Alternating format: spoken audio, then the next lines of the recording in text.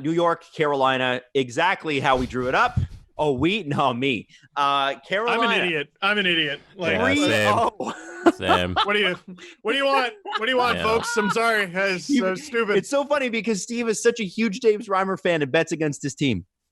I know. Well, listen, if the Leafs, I rarely pick a team. If the Leafs get eliminated, though, I am absolutely 100% full-blown Carolina Hurricanes fan. I want James Reimer to get his ring, and I'm going to campaign for David Ayres to get a ring.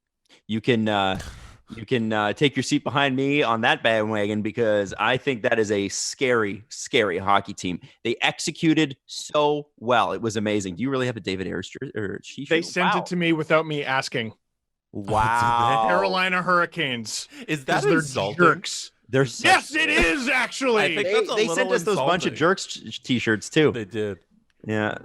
And I'm like, who gave you my address? You did. You DM'd it. I did. I like free things. But, whatever. The Carolina Hurricanes Twitter account listens to us, right? Or something like that? I don't know. I think they're aware of us. There was a time where the Penguins one did. Because they winked at us when we asked them to. Yeah, blink if you're listening. Yeah, and they blinked. That was very funny. That was a good day. You get there from time to time. You're like, wow, all right. Yeah.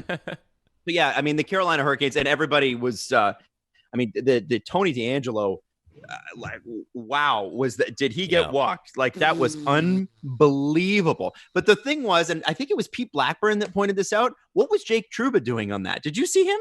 Awful. That was bad. That was just bad coverage. Is that a pair?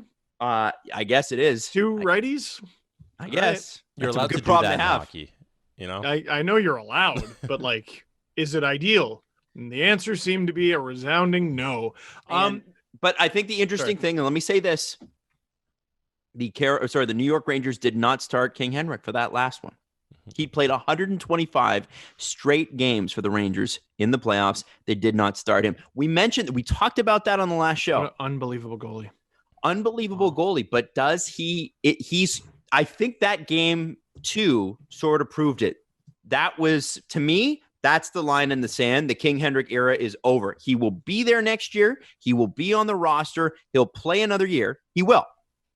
But he is now squarely the backup. Can I take bets on that? Can I take bets on that he won't play for the Rangers next year? You don't think he's going to play for the Rangers next year? No. Another team.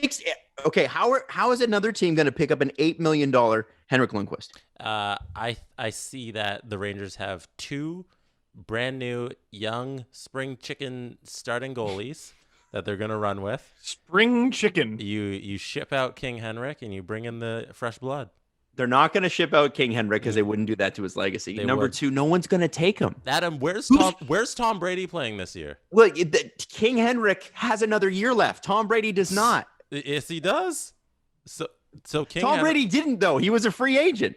No, but I'm saying they have replacements for him.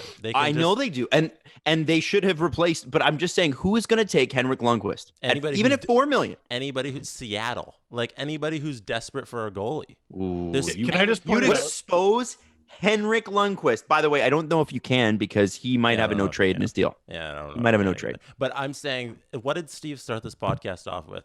Goaltending is so hard to I find. thought it was Martin Marincin, Big Brain. But after that. What did he say? Goaltending is so hard to find that you're going to find a taker for Henrik Lundqvist. Ooh. Can I point out that they also have a 22-year-old goalie prospect who put up unreal numbers at UMass Lowell this year, whose name is Tyler Wall. They got 3. They got too 3 good. goalies. Too good to be true. They just keep making goalies over there. Man, hand it to the Rangers. Good year.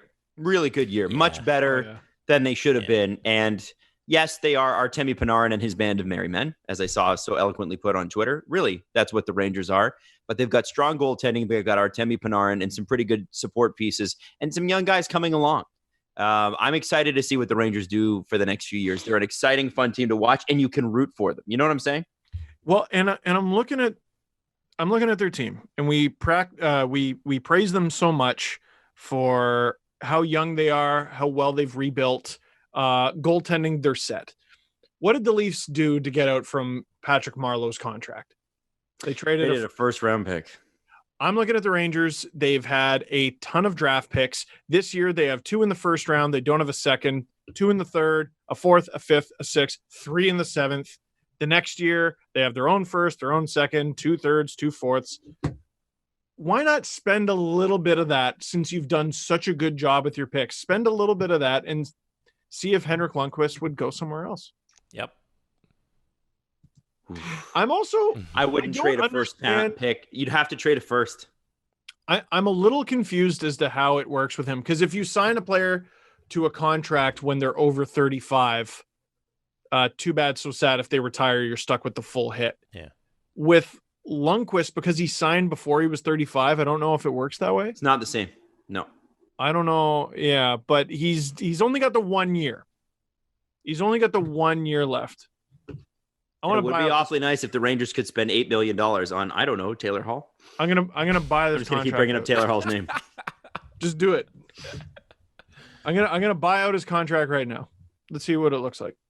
Ooh, okay. Next year it's 5.5 against the cap, and then the next year it's 1.5, and then it's over. See, I'd rather take the 5.5 hit than lose a first round pick. Yeah, me too. I would do that. But I don't. Again, or he retires.